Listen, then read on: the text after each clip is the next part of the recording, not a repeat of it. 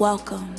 Welcome to AVOR, a platform dedicated to exploring the shared human experience. Though we each walk unique paths, our journeys are connected by universal threads. At AVOR, we embrace the belief that we are all a part of one collective consciousness. Welcome to AVOR. Get snuggled in. I think you're gonna love it here. You're gonna love it here.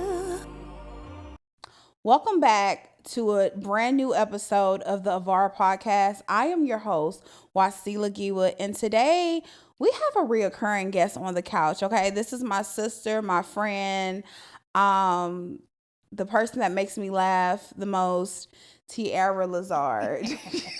We ready? Look, you see, we already started. We gotta get through this. Okay, come on, let's go. We already started. No, but I wanted to bring her back on this particular episode so that we can get more in depth with her. On the last episode, we talked about sister bonds and how we grew into sisterhood. And so now I want my audience to know more about who you are, what desires, what purpose that inspires you the most, okay? Absolutely. So I want to first get into who are you? Who is Tiara? Like, if you had to describe yourself, if you were describing yourself to someone, who is Tiara? I'm a very, I want to say, very intruding person. Intruding? But intruding with love, though. Okay. I would say I am an intruding person. Like, I'm very curious. I've always been curious since a toddler. Like, very curious. Very, always one of those kids that wanted to know why. Well, why does this do this? You know? Yeah. But. Make sure you're talking to the mic. Yeah. Oh. Yeah. Damn. Gotta start this segment. No, you don't. It's fine. I'll pick it up. Okay. So yeah, I feel like I'm one of those type of people that always seek for knowledge. Like seek for a reason, answer to my question, answer to your question, or so very intuitive. I'm a very intuitive, problem-solving type of person. Okay. Like, I want to know why this does this. Got you. Or, Got you. So something that I did want to talk about that we kind of dabbled in a little bit on the last episode is we kind of talked about how, I didn't realize that you had your own personal struggles that you were going through. So can you tell my audience and, people about a little bit more about what it was like for you growing up with some of the things that you had to deal with surgery and coming into liking yourself and loving yourself for who you are. So can you give us more information on that? So, yeah. At first, I was also going to ask you. So it's basically like how we grew up. Cool. So growing up, like I've always struggled with like self-acceptance. Even I'm laughing because your mama and my mama, they always, them two were the main people in my life growing up that always poured into me. Like, constantly told me I was beautiful. Constantly told me big, beautiful eyes. Even though I was teased about my eyes growing up. Like, you got Kiki, blowfish eyes. I ain't tripping because I love my eyes. My eyes pretty. Yeah, they are. But growing up, I used to always struggle with being talked about, bullied, teased, or whatever, So, like in our last, episode, I was talking to you about like how that affected me. So it's like I just only did what I thought, what was normal. Yeah. But basically, that's as far as the surgeries go. When I was born with a deformity, like not a deformity more so, but when I came out, my head wasn't shaped right, so they had to shape it right or whatever. So my first surgery was when I was 6 months, and then the next one was when I became 14.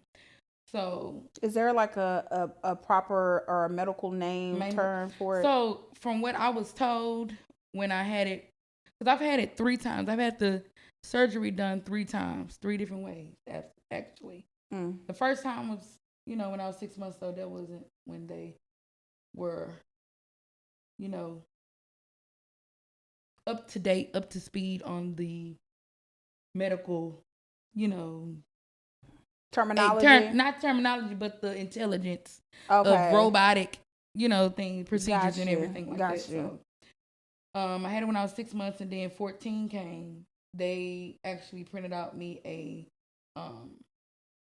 not printed out, but I ended up getting, basically the surgery is for my skull. So, when I came out, it wasn't shaped right. When I did it when I was 14, the reason why I got it done when I was 14 was because in middle school, I used to get bullied a lot. Get bullied and teased. People used to talk about me. I used to stay getting into it with people. Like, because just of the very shape depressed. of your head. Yes. Okay. Very depressed, all of that. But I had a conversation with my mom before I got to high school. And I told her, I was like, either you're going to homeschool me or I'm not. Either homeschool me or allow me to get this surgery. So she went ahead and took me to the doctor, and I had my surgery, and I was okay up until I turned around 23. And I wasn't going to have the surgery again, but I ended up getting it again due to me forming 2 holes in my skull. One at the top, like where the like a baby soft spot is, and then one in the middle of my forehead. And they said that was a very risky thing to do, to not have the surgery. Gotcha. So I went ahead and got it done, because if I would have failed or hit my head or something, I could possibly have brain trauma. So what caused the holes in your head at 23? Like, just over time, like, it wasn't merging together. No, it's not properly? that. It's like so it was a direct hole right here, and then a hole up here. And the way how he explained it, it was just like over time, by me being, we'll get into that later, but I'm vitamin D deficient.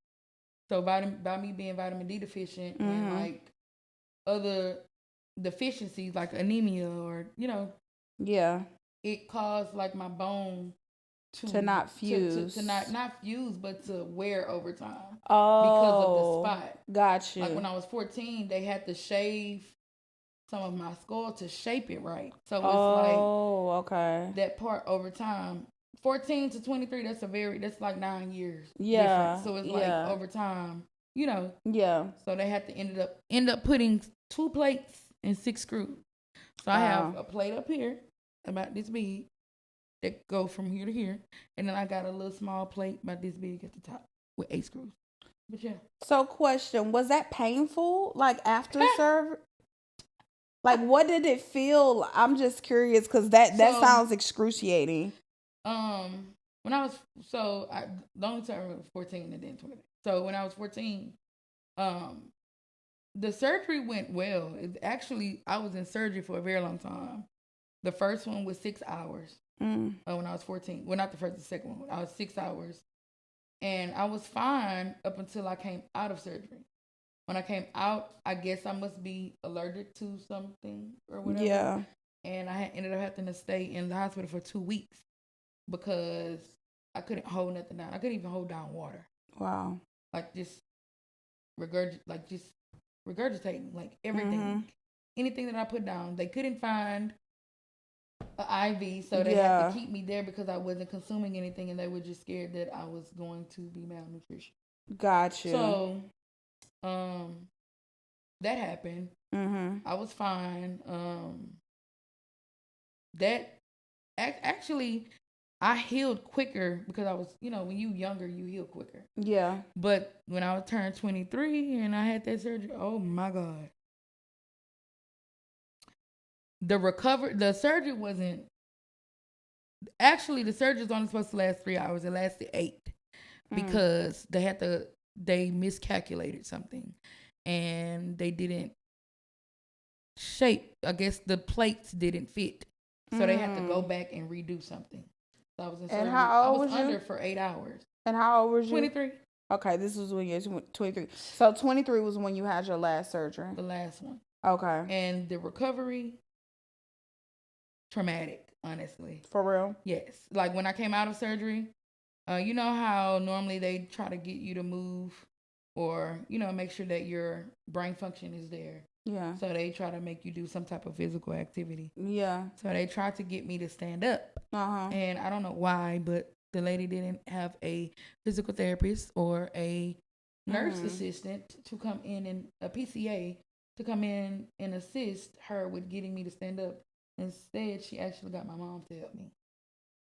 And when she did, and I stood up, I seized. Oh, and my she God. panicked and called for a Code Blue.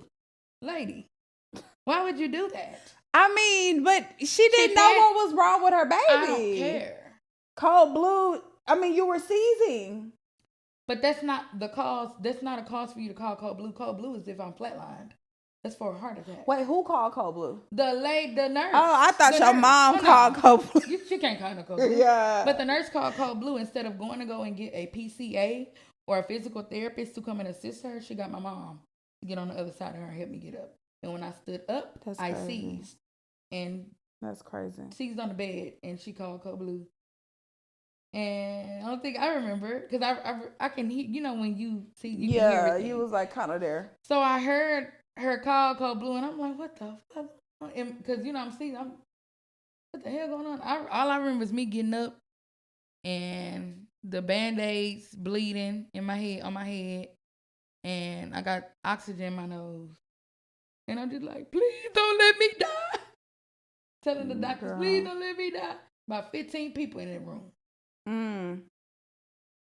Lady, she made me. What I think happened is I think she made me get up too quick. Yeah, because I just had 8 hours of them digging in my head.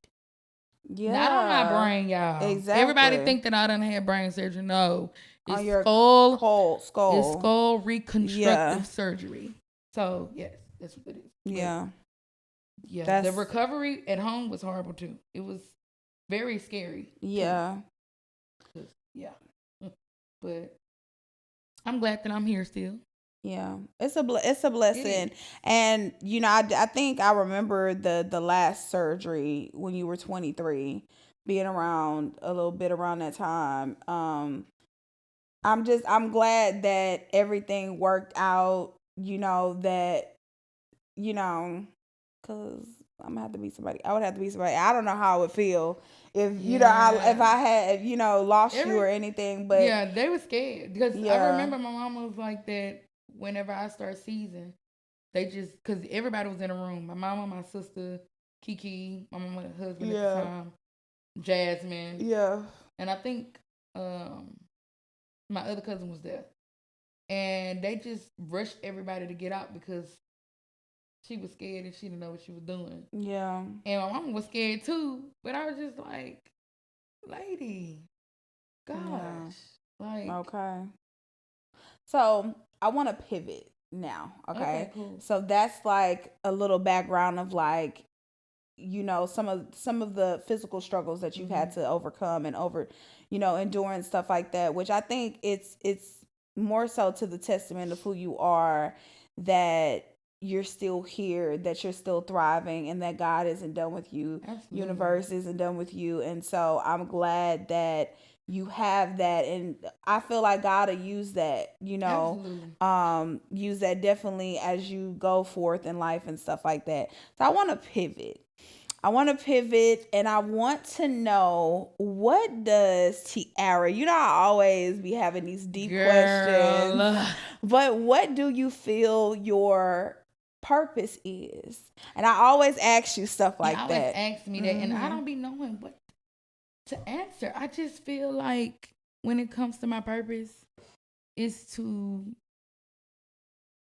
be, literally just be, and exude what was given to me growing up as a child, like, and what I was made from, which is love, like literally. And it may not come off sometimes as love, or it may come off as tough love, and it's not receivable at the moment, but People that know me, y'all know that I love y'all. Yeah.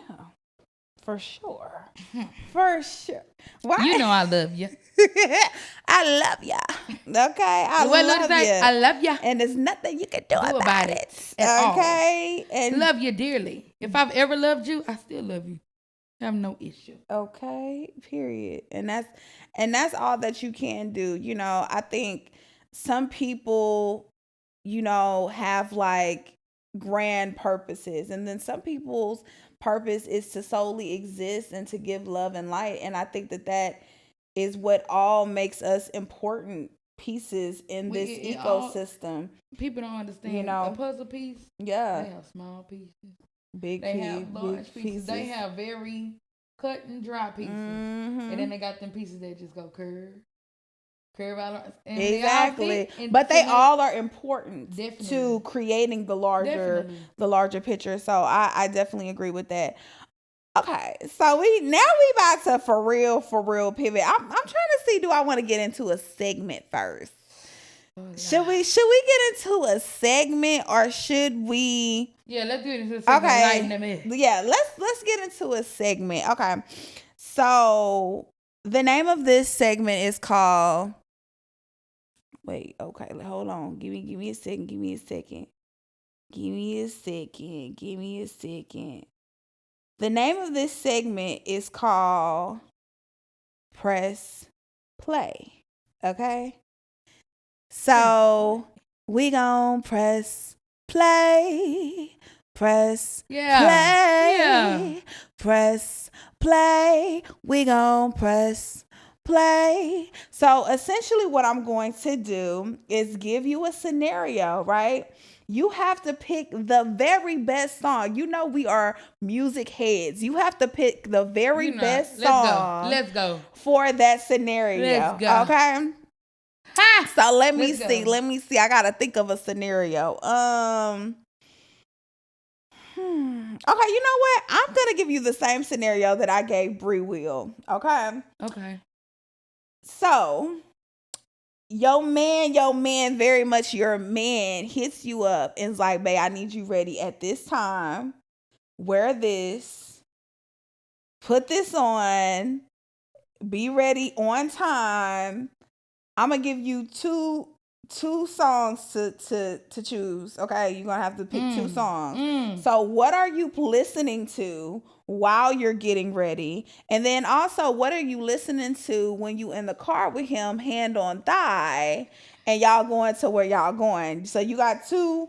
So whichever one you want to go with first, what you listening to while you're getting ready, and then yeah. So give me your two options. It has to be a mainstream, a song that people will know. As far as me getting ready.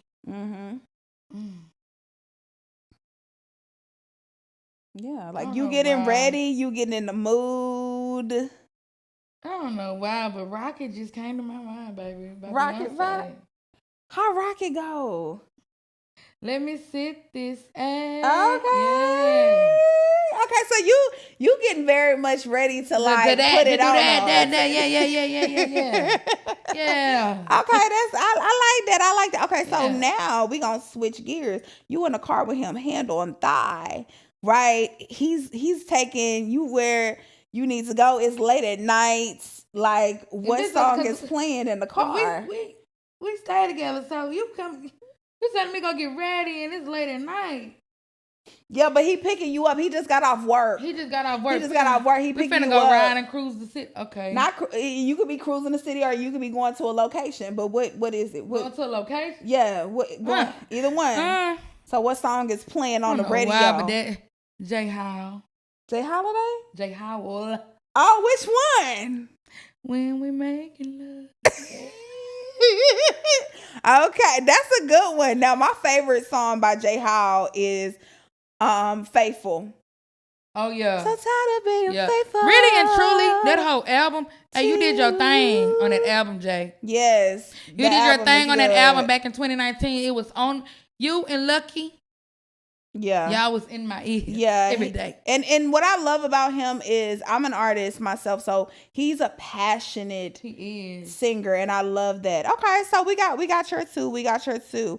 Now, speaking of love, since we're in the love boat, okay, I want to know what are your thoughts on love, romance?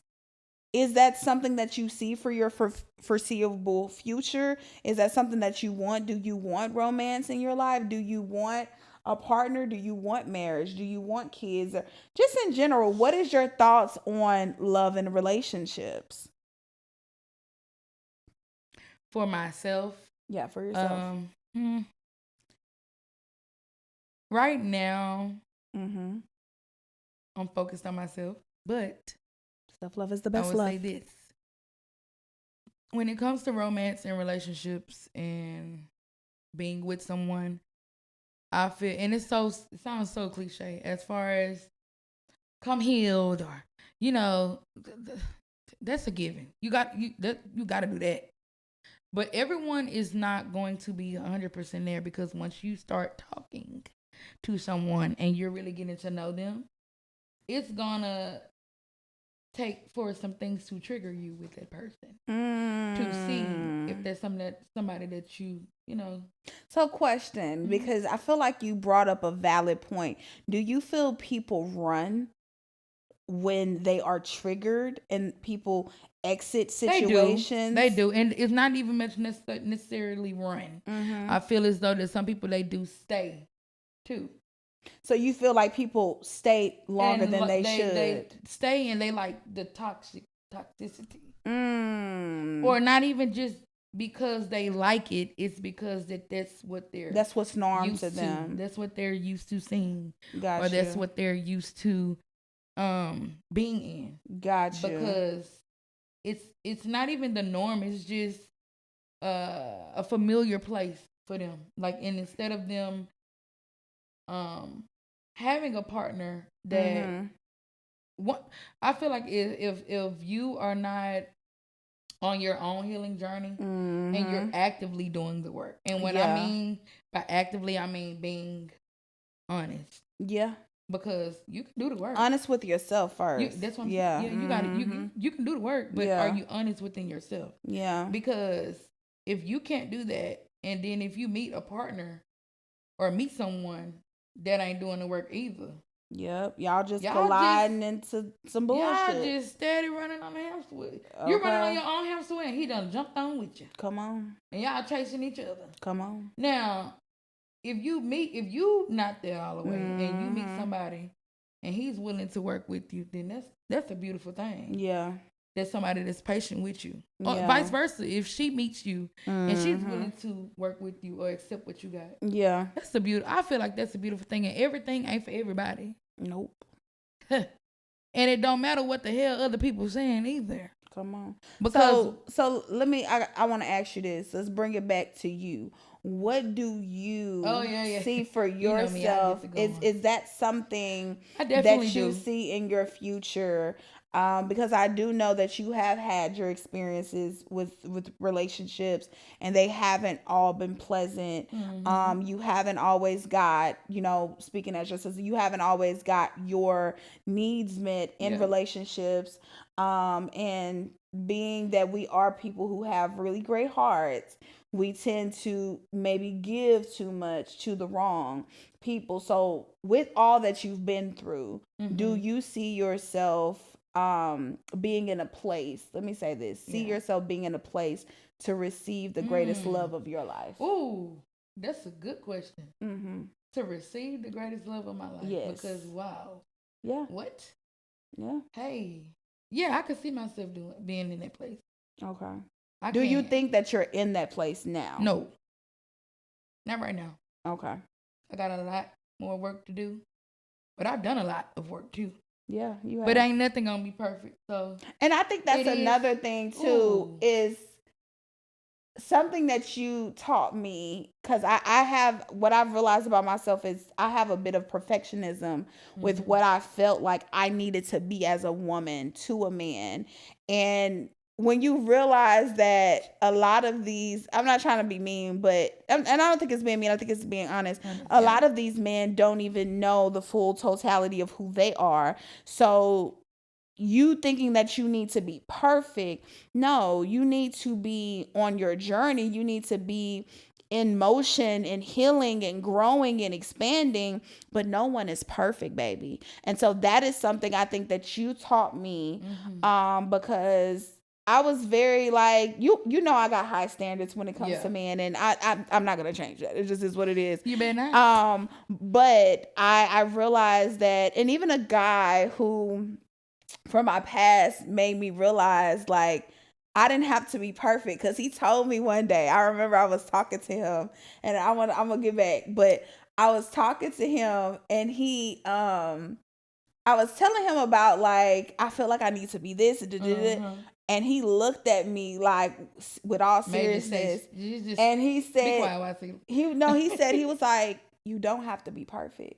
Literally. And when I tell you that, like, literally melted my heart, because for a while they not perfect. So, but I feel like in society, and I don't want to go on a tangent, but I just feel like in society, women have to present a certain way. Women have to be a certain way, and I think it ain't just men, women. It's both. Yeah, I think it's a crock of both. It is both. But that's what what it is years of programming that we are subjected to. Yeah. And even not us, just our ancestors. Yeah. But it's just all about us figuring out what we like and what we don't like, and actively making a change about it, because if you want better, if you know better, you do better. Simple as that. Yeah. Simple as that, because you know what you want and you know what you don't want. You know what you like, you know what you don't like. You know what makes you tick, you know what makes you don't tick. Yeah. You know what makes you feel comfortable and what makes you don't feel comfortable. Yeah. So when will Tiara be ready for this greatest okay, love? I'll say this.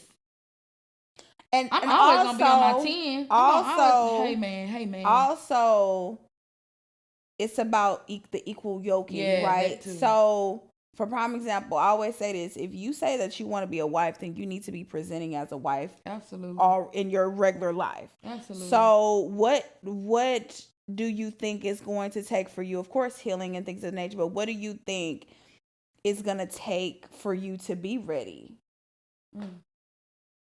I'm getting deep with you. Ooh, you really is, because I want to see you in love and marriage. I know you do. Yeah. I was brought up by a very strong woman. Mm-hmm. I've seen, this sounds so cliche, but black women, that's just in us. We just can't help that. All black women that I know is independent women. So it's like, I was raised by one too. Exactly. Yeah. A lot of black women that I know are independent women. So it's like, especially in my family. Yeah. A lot of them, like, have kids doing a damn thing. Mm-hmm. Salute to all of y'all doing a damn thing. Yeah. Raise their kids by themselves. Struggle, but still put a smile on their face. Put a smile on their kids' face and others' face. So like, that type of, seeing that growing up, it just do something to you. It's in you. Yeah. Like it's literally in you. It's a level of strength that I feel like is bred in us. Like, a lot of times I don't understand why, because you would think that the black men would understand that the black women that y'all see, that y'all call angry or just rude or loud, baby, let me tell you what that is. That ain't nothing but anxiety. That ain't nothing but what black women having anxiety. Because we got to do it all. Us feeling like we got to be protective over ourselves because we're not protected. Come on. That's all it is, honestly. That's all it is, baby. I promise y'all. And I think that that's why it's important to have understanding and willingness on both ends. I don't like when we have this rhetoric on both ends, like, man ain't this, and it was, I do feel my ways about things, but women ain't this and Mm-hmm. Like, why can't we just find balance? Why can't we find common ground? Because we all in America have been traumatized. Literally. Black people over the diaspora have been traumatized by slavery and everything that we went through. So if we could hold space for one another, then we could truly get to a point that brings us to a propelling place, like a place of prospering, so I'm But go like on for that. back to what it's gonna take for me. It's gonna take for me to honestly, and that I keep on saying the clown sound cliche because it do. Like it's gonna take for someone to allow me to just be who I am, and what I mean by that, I just I'm a very outspoken person. I'm gonna speak my mind. And I'm the type of person I like to have conversations. I'm the type of person that I like to talk about it. I don't like to sweep it under the rug. Let's talk about it. Because if I did something wrong, let me know so we can work through it. Yeah. Work through it. If I messed over you, or if I done hurt you or harmed you or made you feel something, let's talk about it. Yeah. Let's talk about it, because so you're wanting more of a secure attachment style when it comes to a relationship. Yes. So we're gonna put it out there, okay? We're looking for. I'm not looking for nothing. Well, we're not looking, but we're wanting to attract. We're wanting to attract. Do we gotta be dark skinned? Aligned, baby. She just want a man that's in alignment with her, okay? So we just gotta put that out in the atmosphere. Like we ain't out here. Oh, and I'm 4'11", y'all. She's short. She's short, but she looking for her tall king. Yeah, so let's pivot. Okay. Let's pivot. What's next for Tiara? So we're gonna go ahead and wrap this up. This has been an amazing conversation. Speaking with you, talking to you, getting to know more about you, and just letting people inside of who you are. Because when it's all said and done, like I hope to leave my mark, and I want to help other people leave their mark and just be a part of people's journeys. So what is next for Tiara? What can people expect for you just going forward in your life? Like what do you want? What kind of impact you want to make? What do you want to do? And how can people support you too? Honestly, it's crazy because I've always been the type of person that just never can stay on one thing. I'm very versatile. I'm not gonna even say that I can't stay on one thing, because I can. But I will say that I'm very versatile as far as like career wise, or just me in my life generally. Like I am a get up and go type of person where I could do this one day and then the next day, oh, I'm about to change my mind, I'm about to do this. But I'm a jack of all trades, literally. Okay, so what do you do? Let's run it down. What is it that you're dabbling into? Well, now I'm in school for billing and coding. Okay. So that's just something that I want to have under my belt. I've been to cosmetology school, finished that. Gonna go back to school. And you have your license as a what? You got your license in? What? You just said it, T. I thought I was like cosmetology. Like I didn't go. I'm being honest with you. I told y'all I pick up and wait. No, baby. Okay. Well, you went to school. You did went to school. I just didn't finish the license. But hey, you never know what. Board? I didn't, huh? You didn't go to board? No, ma'am, I did not go to state board. I went twice and failed twice. 69 and 68. It's cool though, because you never know what the future may hold. Okay. Okay. You never know what the future may hold. But right now I'm in school. But see, I went when I was a little younger. So yeah, about 6 years ago, I was still, whatever. But you never know what the future may hold. But I'm in school now, and I'll be done in about 5 more months. And she does a mean silk press, y'all. So. Yeah. Wait, Tiara, you is getting on my nerves. Hey, I do a big silk press, but baby, my hands is not registered. Hey, I'm not licensed. This is too I'm not licensed for the camera. Okay. Okay. Okay. So, yeah. Okay. But yeah, anyways. Yeah, I'm in school for billing and coding. I'll be done in about 5 months. I'm grown now, older, so I'm taking it a lot more seriously. Yeah, so I plan on going back to school again. But yeah, I kind of have a plan on what I want to do, but then at the same time, I'm going with the flow of life. It is what it is. That's just me. I don't know. For real, I'm very much so. I will say that I am a free spirit. Ain't nothing wrong with that. I'm a free spirit. Ain't nothing wrong. I'm sorry, y'all. I'm a free spirit. I am. Like, I don't got no kids. I don't got no kids. I be feeling like, shoot. Oh, shit. Let's just, hey. Hey, chill out. Okay. Let's finish this. Can you stop? As far as for me, okay, wait a minute. Stop doing that. Okay, whatever. What do they got in that shit? Okay. Oh my God. Okay. What are you laughing at? Oh no. Okay, go ahead. I gotta pee. Don't do that. Okay. Okay, let's wrap this up so I go potty. But yeah, Okay. yeah, for me, Okay. up and coming. Okay. Ooh, Jesus. I don't know why, but my both of my therapists think that I need to become a therapist, and my psychiatrist think I need to become a therapist. I don't know why, but you never know. Like I said, you never know what the future may hold. Okay. Bro, what's so funny? Come on, you gotta get through this one and the next one now. Okay. I got a feet now. Come on. Wrap it up, baby.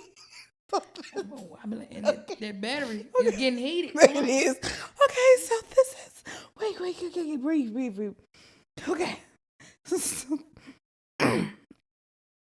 So this has been another episode of AVOR. Thank you guys so much for tuning in. I love you. She said in the beginning, y'all, she was on her level. But we do thank y'all for tuning in. Yes. And it was a pleasure to be back on again. Thank you. And y'all gonna be seeing me again. And again. Because we need an episode about daddy issues. Because we is sisters. we stay together. Bow. Hey. So this has been another episode of the AVOR podcast. If you have not subscribed yet, go ahead and hit that subscribe button. Make sure you follow me, the host, wasilagiwa, on all platforms. And also follow AVOR on all platforms at AVOR Podcast.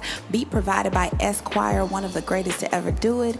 And we're going to keep these episodes rolling. And until next time, love ya.